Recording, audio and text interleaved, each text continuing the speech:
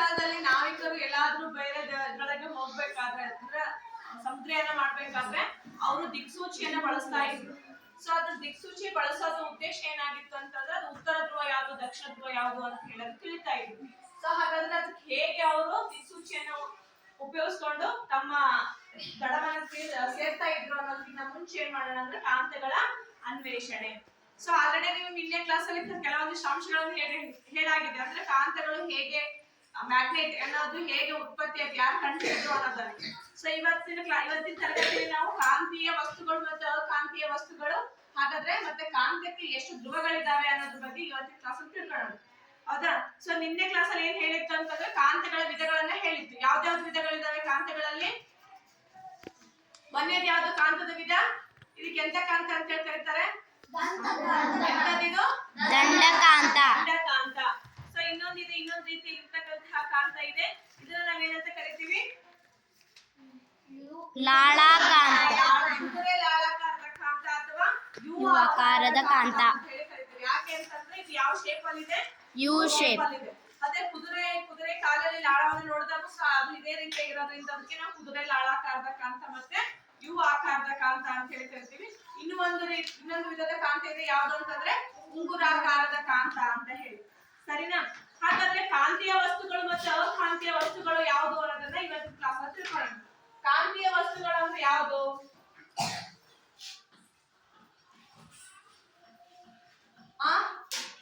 ಕಾಂತೀಯ ವಸ್ತುಗಳು ಅಂತ ಯಾವ್ದಾದ್ರು ಕರೀತಾರೆ. ಇವಾಗ ನೋಡಿ ನನ್ನ ಹತ್ರ ಕೆಲವೊಂದಿಷ್ಟು ಉಪಕರಣಗಳಿದಾವೆ. ಹೌದಾ?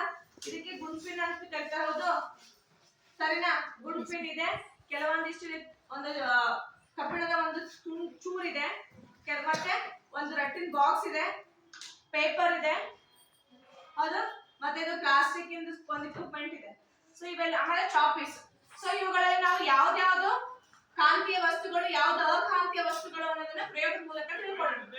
ಸರಿ, ಫಸ್ಟ್ ನೋಡ್ರಿ, ಇದು ಯಾವ್ದು ಚೂರು ಅಂತಂದ್ರೆ ಕಬ್ಬಿಣದ ಚೂರು. ಸೊ ಕಬ್ಬಿಣದ ಚೂರನ್ನ ಕಾಂತದ ಬಳಿಗೆ ತಂದಾಗ ಏನಾಯ್ತು? ಅಂಟ್ಕಂತು ಅಂತ ಹೇಳ್ಬಾರ್ದು. ಇದಕ್ಕೆ ಆಕರ್ಷಣೆ ಒಳಪಟ್ಟಿತ್ತು. ಏನಂತ ಹೇಳ್ಬೇಕು? ಆಕರ್ಷಣೆ. ಅರ್ಥಾಯ್ತಾ? ಇದು ಆಕರ್ಷಣೆಗೆ ಒಳಪಟ್ಟಿದೆ, ಆಕರ್ಷಿಸ್ತು. ಸೊ ಅದೇ ರೀತಿಯಾಗಿ ಈಗ ಇನ್ನೊಂದು ತಗೊಳ್ಳೋಣ. ರಟ್ಟಿನ ಮಾಡ್ತಕ್ಕಂಥದ್ದು. ಇದನ್ನ ನಾವು ಕಾಂತದ ಬಳಿಗೆ ತಂದಾಗ ಆಕರ್ಷಣೆ ಆಯ್ತಾ ನೋಡಿ? ಇಲ್ಲ. ಆಯ್ತಾ? ಇಲ್ಲ. ಸೊ ಹಾಗಾದ್ರೆ ಅವನೇ ಒಂದು ಗುಂಪು ಮಾಡೋಣ, ಇವನೇ ಒಂದು ಗುಂಪು ಮಾಡೋಣ. ಇದನ್ನ ಈ ಕಡೆ ಗುಂಪಲ್ಲಿ ಇಟ್ಟಿದ್ದೀನಿ, ಈ ಕಬ್ಬಿಣ ಚೂರನ್ನ ಈ ಕಡೆ ಗುಂಪಲ್ಲಿ ಇಟ್ಟಿದ್ದೀನಿ. ನೆಕ್ಸ್ಟ್ ತಗೊಳ್ಳಿ, ಇದು ಗುಂಪಿನ್. ಸೊ ಗುಂಪಿನ ಕಾಂತದ ಬಳಿಗೆ ತಂದಾಗ ಏನಾಯ್ತು? ಇಲ್ಲಿ ಆಕರ್ಷಣೆ ಆಯ್ತು. ಹೌದಾ? ಸೊ ಇದನ್ನ ಒಂದು ಗುಂಪಲ್ಲಿ ಇಡೋಣ. ನೆಕ್ಸ್ಟ್ ಇದು ಪ್ಲಾಸ್ಟಿಕ್ ಇಂದ ಮಾಡಲ್ಪಟ್ಟಿರ್ತಕ್ಕಂಥದ್ದು. ಇದನ್ನು ಕಾಂತದ ಬಳಿಗೆ ತಂದಾಗ ಏನಾಯ್ತು ನೋಡಿ? ಸೊ ಹಾಗಾಗಿ ಅದನ್ನ ಈ ಕಡೆ ಒಂದು ಗುಂಪಲ್ಲಿ ಇಡೋಣ. ಮತ್ತೆ ಚಾಪೀಸ್ ತಗೊಳ್ರಿ. ಚಾಪೀಸ್ ಸಹ ಕಾಂತದ ಬಳಿಗೆ ತಂದಾಗ ಏನಾಯ್ತು? ಆಕರ್ಷಣೆ ಆಯ್ತಾ? ಇಲ್ಲ. ಸೊ ಅದನ್ನ ಮತ್ತೆ ಎರಡನೇ ಗುಂಪಿಗೆ ಇಡೋಣ. ಕಂಪಾಸ್ ಕೊಡಿ ಯಾರು. ನೆಕ್ಸ್ಟ್ ಇದು ಬುಕ್. ಹೌದಾ? ಟೆಕ್ಸ್ಟ್ ಬುಕ್ ನೋಡ್ರಿ. ಟೆಕ್ಸ್ಟ್ ಬುಕ್ ಹತ್ರ ತಂದಾಗ ಅಂಟ್ಕೋತಾ ಇಲ್ಲ. ಅದನ್ನ ಒಂದು ಗುಂಪಲ್ಲಿ ಇಟ್ಟಿದ್ವಿ. ಇದು ನೀವೆಲ್ಲ ಡೈಲಿ ನೀವು ಯೂಸ್ ಮಾಡುವಂತದ್ದು. ಮತ್ತೆ ಕಂಪಾಸ್ ನಮ್ಮ ಹತ್ರ ತಗೋಬರ್ರಿ. ಅಂಟ್ಕೊಂತಲ್ಲ ನೋಡಿ, ಆಕರ್ಷಣೆ ಆಯ್ತಾ? ಸರಿ, ಹಾಗಾದ್ರೆ ಇದ್ರೊಳಗಡೆ ಕೆಲವೊಂದಿಷ್ಟು ಇಕ್ವಿಪ್ಮೆಂಟ್ಸ್ ಇದಾವೆ. ಹೌದು? ಇದು ನೋಡಿ ಅಂಟ್ಕೊಳತ್ತಲ್ವಾ? ಆಕರ್ಷಣೆಗೆ ಒಳಗಾಯ್ತು. ಸೊ ಇದನ್ನ ಒಂದು ಗುಂಪಲ್ಲಿ ಇಟ್ಟಿದೀವಿ. ನೆಕ್ಸ್ಟ್ ಶಾರ್ಪ್ನರ್ ತಗೊಂಡ್ರೆ ನೋಡಿ, ಅಂಟ್ಕೊತಾ ಇಲ್ಲ. ಆದ್ರೆ ಈ ಶಾರ್ಪ್ನರ್ ಅಲ್ಲಿ ಒಂದು ಭಾಗ ಮಾತ್ರ ಆಕರ್ಷಣೆಗೆ ಒಳಗಾಗತ್ತೆ ನೋಡಿ. ಯಾವುದು ಅಂತಂದ್ರೆ ಬ್ಲೇಡ್ ಇದೆ. ಶಾರ್ಪ್ ಮಾಡುವಂತ ಬ್ಲೇಡ್. ಸೊ ಅಂದ್ರೆ ಇದೇನಿದೆ ಅದು ಪ್ಲಾಸ್ಟಿಕ್ ಇಂದ ಆಗಿರುವಂತದ್ದು, ಇದು ಕಬ್ಬಿಣದಿಂದ ಆಗಿರುವಂತದ್ದು. ಸೊ ಹಾಗಾಗಿ ಇದು ಎರಡೂ ಇದೆ. ಇದು ಮಧ್ಯಭಾಗದಲ್ಲಿ ಇರ್ತದೆ. ಯಾಕಂತಂದ್ರೆ ಹೊರಭಾಗದಲ್ಲಿ ಇರ್ತಕ್ಕಂಥ ಆಕರ್ಷಣೆಗೆ ಒಳಪಡುತ್ತಿಲ್ಲ, ಮಧ್ಯಭಾಗದಲ್ಲಿರೋದು ಮಾತ್ರ ಆಕರ್ಷಣೆಗೆ ಒಳಪಡುತ್ತೆ. ಓಕೆ. ನೆಕ್ಸ್ಟ್ ನೀವು ಡೈಲಿ ಯೂಸ್ ಮಾಡುವಂತಹ ರಬ್ಬರ್. ಸೊ ರಬ್ಬರ್ ನೋಡಿ, ಆಗತ್ತಾ? ಆಕರ್ಷಣೆ ಆಯ್ತಾ? ಇದನ್ನ ಈ ಗುಂಪಲ್ಲಿ ಇಟ್ಟಿದ್ದೀನಿ. ನೆಕ್ಸ್ಟ್ ನೀವು ಡೈಲಿ ಯೂಸ್ ಮಾಡುವಂತಹ ಪೆನ್ಸಿಲ್ ಆಗಿರ್ಬೋದು. ಪೆನ್ಸಿಲ್ ಯಾವ್ದಿಂದ ಆಗಿದೆ? ಕಟ್ಟಿಗೆಯಿಂದ ಆಗಿದೆ. ಸೊ ಇದು ಸಹ ಇಲ್ಲಿ ಇಟ್ಟಿದೆ. ರಬ್ಬರ್ ಯಾವ್ದಿಂದ ಆಗಿದೆ? ರಬ್ಬರ್ ಇಂದಾನೆ. ಇರೈಸರ್ ಆಗಿರೋದು ರಬ್ಬರ್ ಇಂದ. ಸೊ ನಾವು ಇಷ್ಟು ವಸ್ತುಗಳನ್ನ ನಾವು ಒಂದು ಗುಂಪು ಮಾಡ್ತಾ ಹೋದಾಗ ನಿಮಗೆ ಒಂದು ಲಾಸ್ಟ್ ಒಂದು ಕನ್ಫ್ಯೂಷನ್ ಬರ್ತೀವಿ. ಇವನ್ನಷ್ಟೇ ನಾವು ಒಂದು ಗುಂಪಲ್ಲಿ ಮಾಡ್ತೇವೆ, ಗುಂಪಲ್ಲಿ ಇಟ್ಟಿದ್ದೀನಿ. ಇವ್ನ ಯಾಕೆ ಒಂದ್ ಗುಂಪಲ್ಲಿ ಇಟ್ಟಿದ್ದೀನಿ? ಅಂದ್ರೆ ಯಾವ್ದು ವಸ್ತು ಕಾಂತಕ್ಕೆ ಆಕರ್ಷಣೆಗೆ ಒಳಪಡ್ತೇವಲ್ಲ ಅಂತಹ ವಸ್ತುಗಳನ್ನ ಕಾಂತೀಯ ವಸ್ತುಗಳು ಅಂತ ಹೇಳಿ ಕರಿತೀವಿ. ಹಾಗಾದ್ರೆ ಕಾಂತೀಯ ವಸ್ತುಗಳಿಗೆ ಉದಾಹರಣೆ ಯಾವ್ದ್ಯಾವ್ದು? ಕಬ್ಬಿಣದಿಂದ ಮಾಡಿರುವಂತದ್ದು, ನಿಕ್ಕೆಲಿಂದ ಆಗಿರುವಂತಹದ್ದು, ಕೋಬಾಲ್ಟ್ ಇಂದ ಆಗಿರುವಂತಹ ವಸ್ತುಗಳು ಎಲ್ಲ ಏನಾಗ್ತವೆ ಅಂತಂದ್ರೆ ಕಾಂತಗಳೊಟ್ಟಿಗೆ ಆಕರ್ಷಣೆ ಆಗತ್ತೆ. ಸೊ ಹಾಗಾಗಿ ಅವುಗಳನ್ನ ಕಾಂತೀಯ ವಸ್ತುಗಳು ಅಂತ ಹೇಳಿ ಕರಿತೀವಿ. ಮತ್ತೆ ಇಲ್ಲೊಂದು ಗುಂಪಿದೆ. ಸೊ ಈ ಗುಂಪಲ್ಲಿ ರಬ್ಬರ್ ಮತ್ತೆ ಕಟ್ಟಿಗೆಯಿಂದ ಮಾಡಿರ್ತಕ್ಕಂತಹ ಪೆನ್ಸಿಲ್, ಪೇಪರ್, ಹೌದಾ, ಮತ್ತೆ ಪ್ಲಾಸ್ಟಿಕ್, ಚಾಪೀಸ್, ಹೌದು. ಸೊ ಇವೆಲ್ಲ ಏನು ಅಂತಂದ್ರೆ ಅಕಾಂತೀಯ ವಸ್ತುಗಳು. ಯಾಕೆ ಅಕಾಂತೀಯ ವಸ್ತುಗಳು ಅಂತ ಇದನ್ನ ಸಪರೇಟ್ ಆಗಿ ಇಟ್ಟಿದ್ದೀವಿ ಅಂತಂದ್ರೆ ಇವು ಕಾಂತಗಳೊಟ್ಟಿಗೆ ಏನಾಗಿಲ್ಲ, ಆಕರ್ಷಣೆಗೆ ಆಗ್ಲಿಲ್ಲ. ಸೊ ನಾವು ಕನ್ಕ್ಲೂಷನ್ ಬರೋದಾದ್ರೆ ಕಾಂತೀಯ ವಸ್ತುಗಳು ಅಂತಂದ್ರೆ ಏನು? ಯಾವ ವಸ್ತುಗಳು ಕಾಂತದೊಟ್ಟಿಗೆ ಆಕರ್ಷಣೆ ಆಗತ್ತಲ್ವ ಅಂತಹ ವಸ್ತುಗಳನ್ನ ಕಾಂತೀಯ ವಸ್ತುಗಳು ಅಂತ ಹೇಳಿ ಕರಿತೀವಿ. ಯಾವ ವಸ್ತುಗಳು ಕಾಂತದೊಟ್ಟಿಗೆ ಆಕರ್ಷಣೆ ಆಗೋದಿಲ್ಲವೋ ಅಂತ ವಸ್ತುಗಳನ್ನ ಅಕಾಂತೀಯ ವಸ್ತುಗಳು ಅಂತ ಹೇಳಿ ಕರಿತೀವಿ. ಹಾಗಾದ್ರೆ ನೀವು ಇವಾಗ ಕಾಂತೀಯ ವಸ್ತುಗಳು ಯಾವ್ದಾವ್ದರ ಉದಾಹರಣೆಗಳನ್ನ ಹುಡುಗರು ಹೇಳ್ಬೇಕೀಗ. ಕಾಂತೀಯ ವಸ್ತುಗಳ ಉದಾಹರಣೆ ಯಾವ್ಯಾವು? ಕಬ್ಬಿಣ, ನಿಕ್ಕೆಲ್, ಹೌದಾ. ಈ ಕಂಪಾಸ್ ಸಹ ಕಬ್ಬಿಣದಿಂದನೇ ಆಗಿರುವಂತದ್ದು. ಸೊ ಇವೆಲ್ಲ ಏನಂತಂದ್ರೆ ಕಾಂತೀಯ ವಸ್ತುಗಳು. ಹುಡುಗಿಯರು ಹೇಳ್ತಾರೆ ಅಕಾಂತೀಯ ವಸ್ತುಗಳಿಗೆ ಉದಾಹರಣೆ ಯಾವ್ದ್ಯಾವ್ದು? ಪ್ಲಾಸ್ಟಿಕ್, ರಬ್ಬರ್, ಕಟ್ಟಿಗೆ, ಪೇಪರ್ ಇತ್ಯಾದಿ. ಇವೆಲ್ಲ ಏನು ಅಂತಂದ್ರೆ ಅಕಾಂತೀಯ ವಸ್ತುಗಳು. ಸೊ ಈ ಕಾನ್ಸೆಪ್ಟ್ ಕ್ಲಿಯರ್ ಆಯ್ತು? Yes miss. ಮತ್ತೆ ಅಕಾಂತೀಯ ವಸ್ತುಗಳು. Yes miss. ಓಕೆ, ನೆಕ್ಸ್ಟ್ ಬರೋಣ. ಈಗ ಕಾಂತಗಳಿಗೂ ಸಹ ಧ್ರುವಗಳಿವೆ. ಧ್ರುವ ಅಂತಂದ್ರೆ ಏನು? ದಿಕ್ಕು. ಹೌದು. ಕಾಂತಗಳಿಗೆ ಎಷ್ಟು ಧ್ರುವಗಳಿದಾವೆ ಅಂತಂದ್ರೆ 2 ಧ್ರುವ ಇದಾವೆ. ಒಂದು ಉತ್ತರ ಧ್ರುವ, ದಕ್ಷಿಣ ಧ್ರುವ.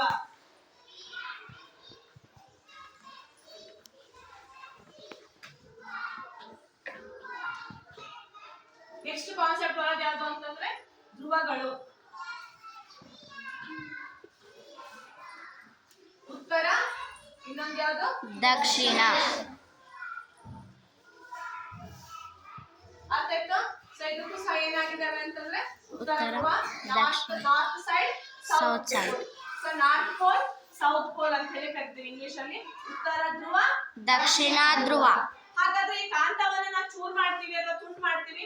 ನಾನು ಉತ್ತರ ಧ್ರುವವನ್ನು ಅಷ್ಟೇ ಕಟ್ ಮಾಡ್ಕೋತೀನಿ, ಅದಕ್ಕೆ ಉತ್ತರ ಧ್ರುವ ಅಷ್ಟೇ ಇರತ್ತಾ? ಮಿಸ್ ಇಲ್ರಿ, ಎರಡು ನೀವು ಇರುತ್ತೆ. ಎಷ್ಟೇ ಪುಡಿ ಮಾಡಿದ್ರು ಪ್ರತಿಯೊಂದು ಒಂದು ತುಂಡಿಟ್ಟು ಒಂದು ಸಾಲದಲ್ಲಿ ಧ್ರುವಗಳಿರುತ್ತೆ. ಒಂದು ಉತ್ತರ ಧ್ರುವ, ಇನ್ನೊಂದು ದಕ್ಷಿಣ ಧ್ರುವ. ಹಾಗಾಗಿ ನಾವು ಈ ಧ್ರುವಗಳನ್ನ ಏನ್ ಮಾಡಕ್ಕಾಗಲ್ಲ, ಬೇರ್ಪಡಿಸಕ್ಕೆ ಸಾಧ್ಯ ಇಲ್ಲ.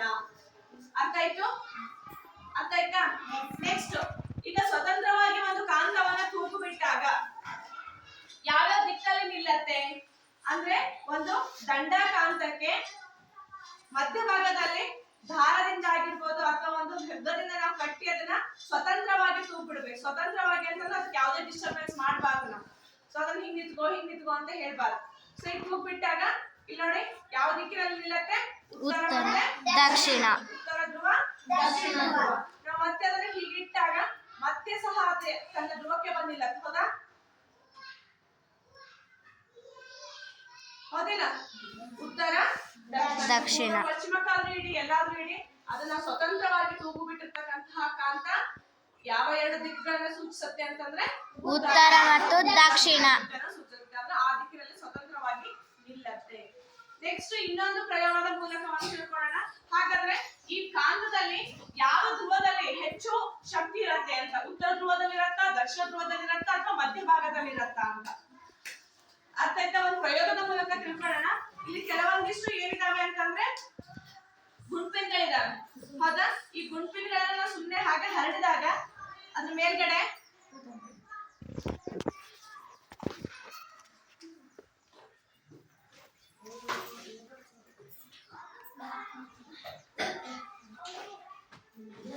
ನೋಡಿ ಈ ರೀತಿಯಾಗಿ ಅಂಟ್ಕೊಂಡಿದೆ.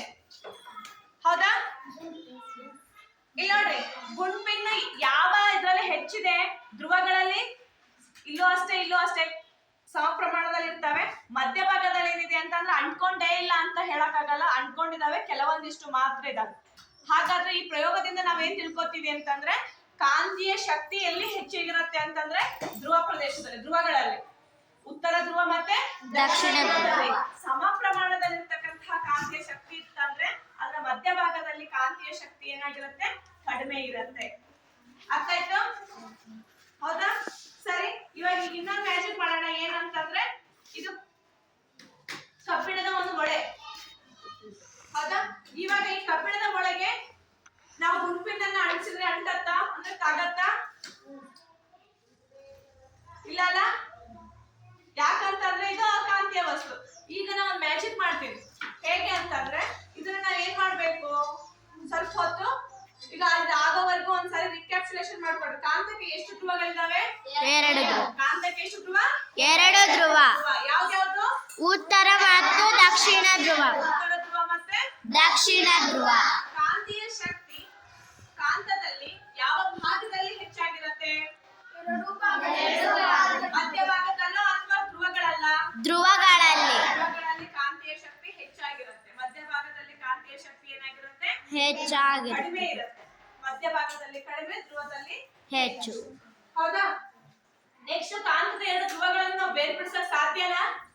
ಈಗ ಉತ್ತರ ಧ್ರುವ ಮತ್ತೆ ದಕ್ಷಿಣ ಧ್ರುವ ಬೇರೆ ಬೇರೆ ಬೇರ್ಪಡಿಸಕ್ ಸಾಧ್ಯನಾ? ಇಲ್ಲ. ಸಾಧ್ಯನಾ? ಇಲ್ಲ. ಇಲ್ಲ ಅಲ್ವಾ? ಸೊ ನಾನು ಏನ್ ಮಾಡ್ತಿದ್ದೀನಿ ಅಂತಂದ್ರೆ ಒಂದು ಅಕಾಂತೀಯ ವಸ್ತು, ಇದೇನು ಮೊಳೆಗೆ ಒಂದು ದಂಡ ಕಾಂತವನ್ನ, ಯಾವುದೇ ಒಂದು ಕಾಂತವನ್ನ ತೆಗೆದುಕೊಂಡು ಜಾಸ್ತಿ ಒಂದು 30 40 ಬಾರಿ ಏನ್ ಮಾಡ್ಬೇಕು ಅಂದ್ರೆ ಈ ರೀತಿಯಾಗಿ ಮೇಲಿಂದ ಕೆಳಗಿನ ತುದಿವರೆಗೂ ಏನ್ ಮಾಡ್ಬೇಕು, ಅದನ್ನ ರಬ್ ಮಾಡ್ಬೇಕು. ಹೌದಾ? ಸೊ ರಬ್ ಮಾಡಿದ ಆದ್ಮೇಲೆ ಏನಾಗತ್ತೆ ಅಂತ ನೋಡೋಣ. ನೀವು ಎಷ್ಟು ಸಾರಿ ಇದನ್ನ ಎಷ್ಟು ಬಾರಿ ಇದನ್ನ ರಬ್ ಮಾಡ್ತೀರಲ್ವಾ ಅಷ್ಟು ನಿಮ್ದು ರಿಸಲ್ಟ್ ಚೆನ್ನಾಗಿ ಬರುತ್ತೆ ಇದ್ರಲ್ಲಿ.